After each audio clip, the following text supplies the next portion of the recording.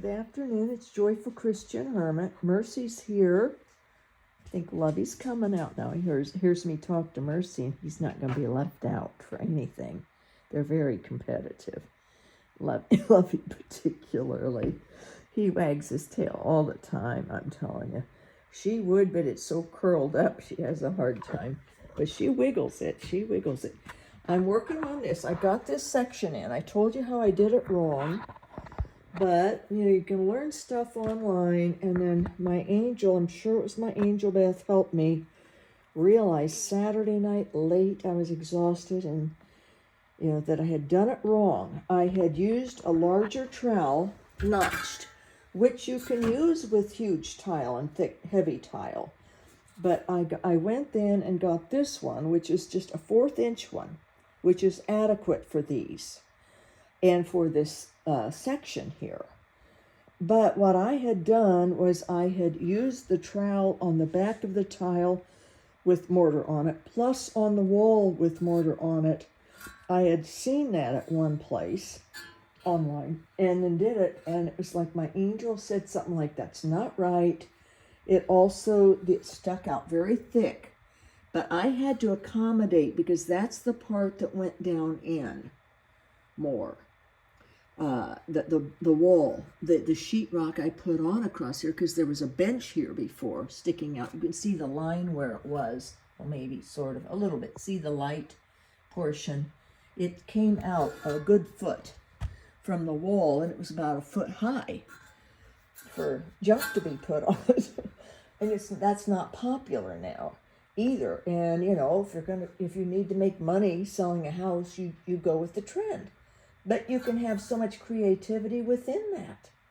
Lots of creativity in choices of building materials and finishing materials and doing things like that, taking the bench off. And I spray painted the fireplace, so you can't really see that color, but it'll blend, it'll pull out the darker of give a little contrast, pull out the darker in this.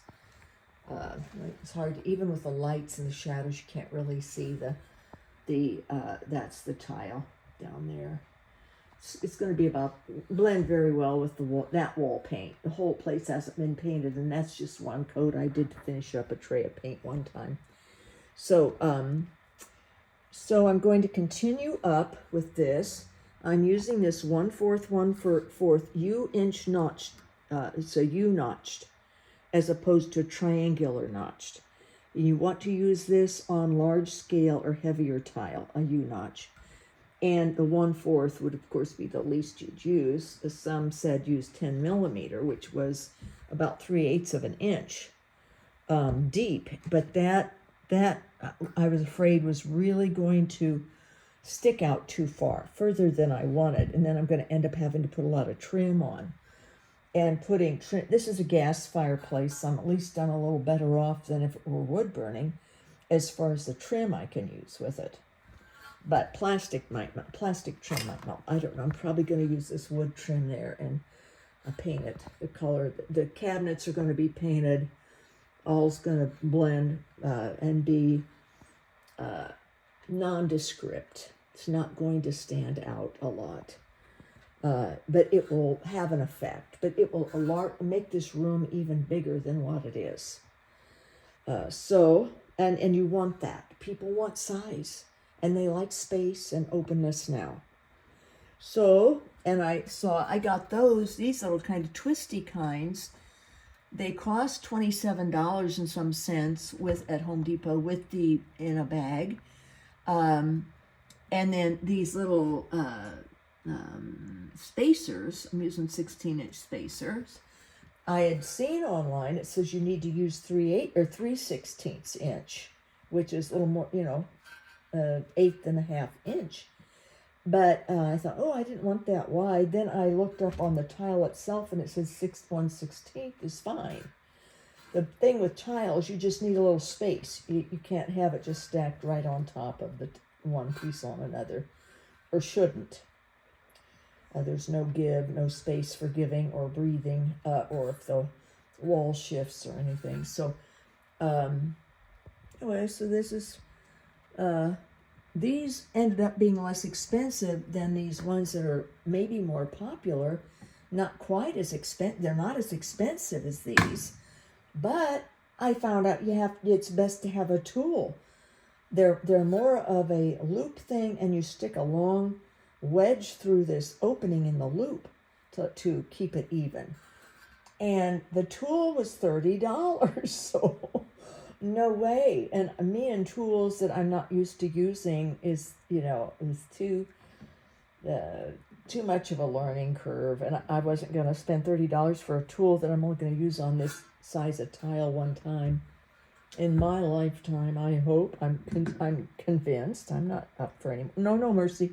She was trying to pull those out, and they're in there for a reason. Then when you're finished, though, you go along and they snap off to get them out. So then you grout over it. So I'm going to get started with this. How the correct way to do it is to put the mud. I got a little bit of mud down in here. I think it'll be enough to do at least this section here with this piece, and there's a shorter piece behind, or no, a narrower piece here.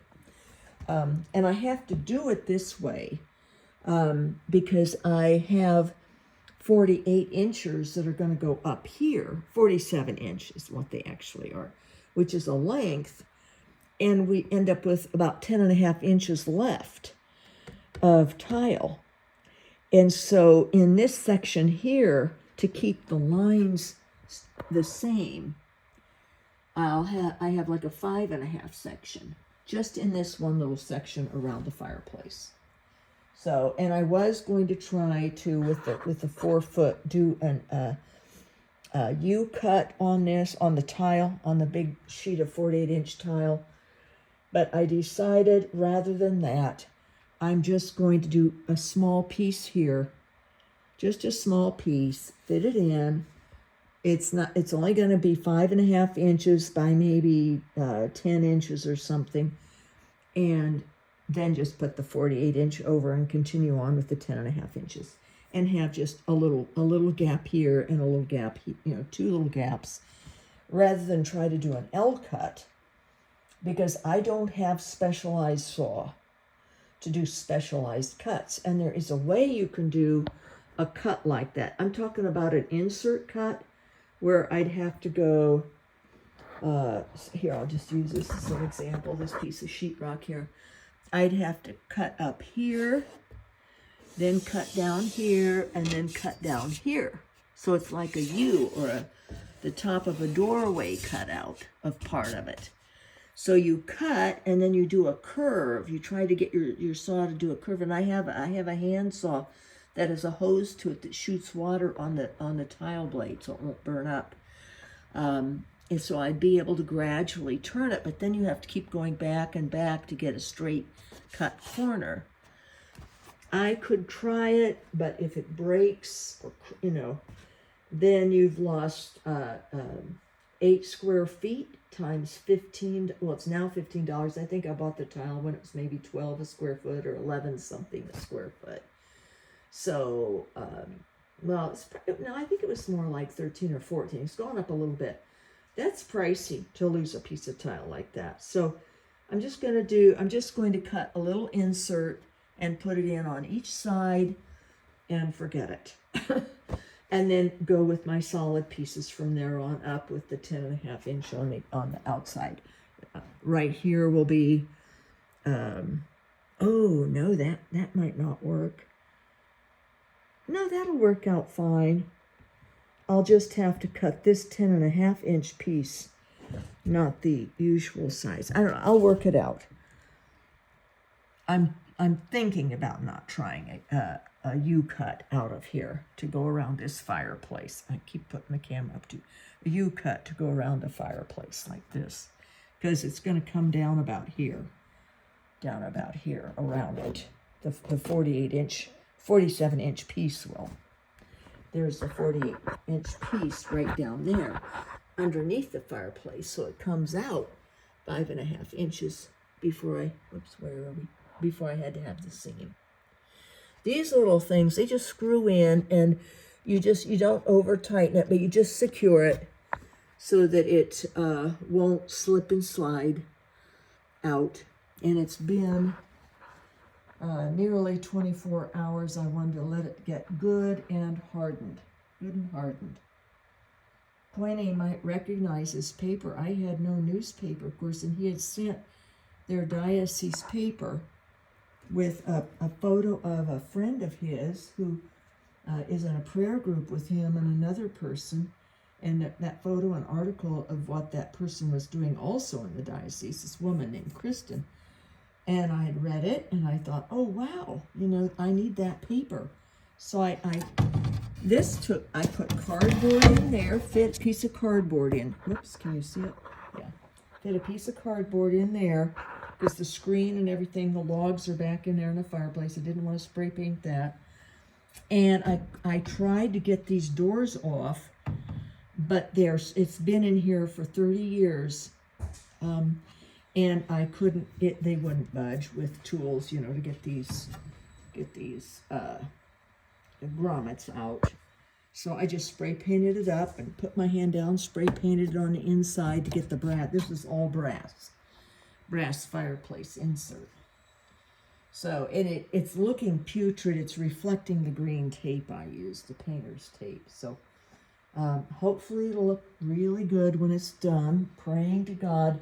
This fireplace, the intention of this project is for that scripture when Jesus came to earth and he said, how I wish it was on fire already, burning for the faith, burning with love of God.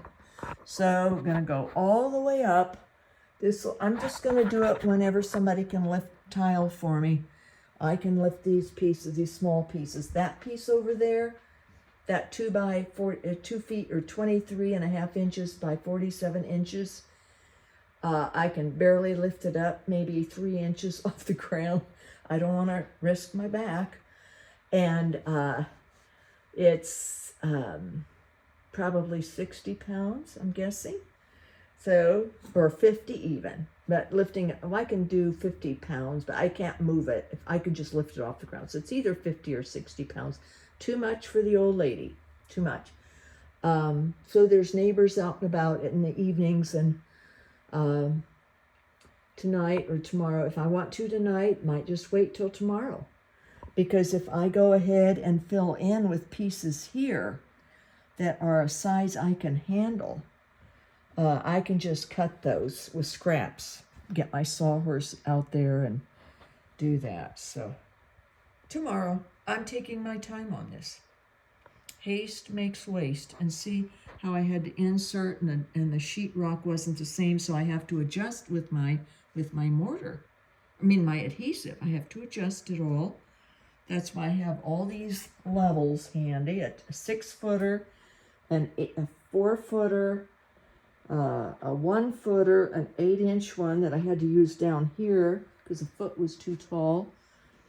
And you have to make sure it is, let's use my arm, level going across, like level going across the top of the tile, plumb going up and down, the whole thing in line, plumb and level, or even, going across, and plumb perpendicular from the bottom all the way up it's going to have to be. So it's, I remembered my neighbor complaining. She would watch the guy who did my shower. And he did a great job and his price was good. I just can't. I've got to try to do this. I can't use up that kind of money. Father Vincent is on my mind, and the young girl that needs her fees paid soon. So I just can't hire people to do these kinds of things that I'm going to have to count on my guardian angel and Jesus and St. Joseph to help me. And I literally do count on them, and they're coming through so far. And if not, I will take my little short-handled sledgehammer, and I don't have my big pry bar in here, but I will take all this tile off if it looks bad and just buy a small tile that I can, cut better or put on better. I re-sheetrock the whole thing, whatever I have to do, because the labor cost, I anticipate the tile man at reasonable prices for here anyway, would be at $2,000 or $2,500 to do this wall, especially before when the box needed to be removed and all that. And he would probably have it all smoothed out here and want to use Schluter wrap on it, which is not necessary. I have primed it. I double primed it, and I have this stuff. It's right there, concrete adhesive. I rolled that on like a coat of paint on top of it. It's good. You sort of see where the shine ends? I went up that far thinking Sean could come this weekend and we would have gotten more done. But he didn't, and that's fine, because I really am learning now to prefer slowness and have balance in my life. And there's no rush. No rush. As I said, haste can make waste. So the other night, I should have looked at lots of videos rather than just the one that I saw. And then I would have seen, no, you just put your mortar on the wall, you start putting it on, then you, if you can see this, is my, yeah. Then you, and you don't, oh, yuck, I didn't mean to do that. Oh, I was going to tape that. I got to yapping. And I'm going to put green tape around the edge of this fireplace because I don't want to ruin my paint finish with mortar adhesive. This is adhesive, could be mortar. When I run out of this pre-mix, I am going to mix up some thin set that is super strong, and it's used for this tile also.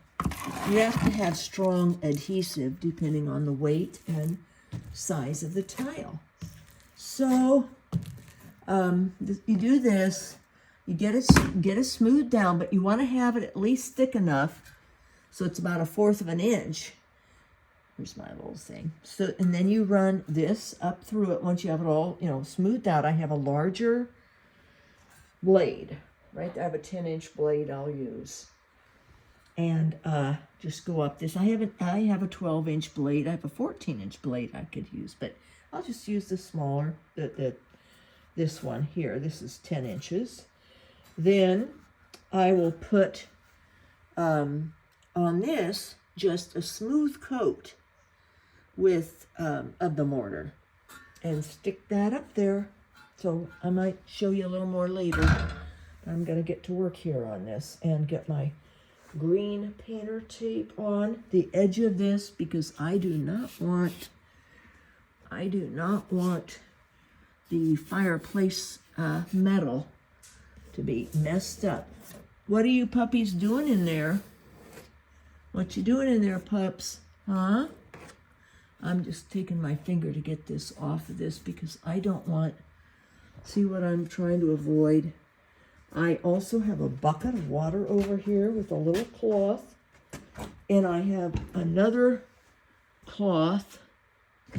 Well, I'll just use this one here on the floor that I brought out, but I have an extra cloth too to use. I'm going to clean this up, and I've got my green tape here. You can see little teeth marks in it. Figure out whose teeth marks, and I'll give you a clue. It's not the Hermit's teeth marks on this.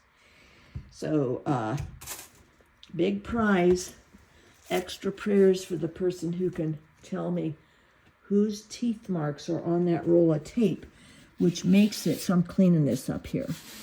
I don't want to I have to use a blade or something to scrape this off. It'll scrape the paint on that I sprayed on. I just used this. I went to Lowe's, and I also checked Home Depot website. And I got this matte river rock for this fireplace. I need to get another can of it. That's empty. I have enough. I just want to make sure that I can do the job. If it gets a scratch or something on it, then I want to be able to spray it. And once the tile's up, then you tape down heavy plastic or heavy cardboard. I I would use heavy plastic or something very impervious. Make sure you have no holes, and spray, or maybe even hold something. I held just even for doing this, so I didn't have overspray all over.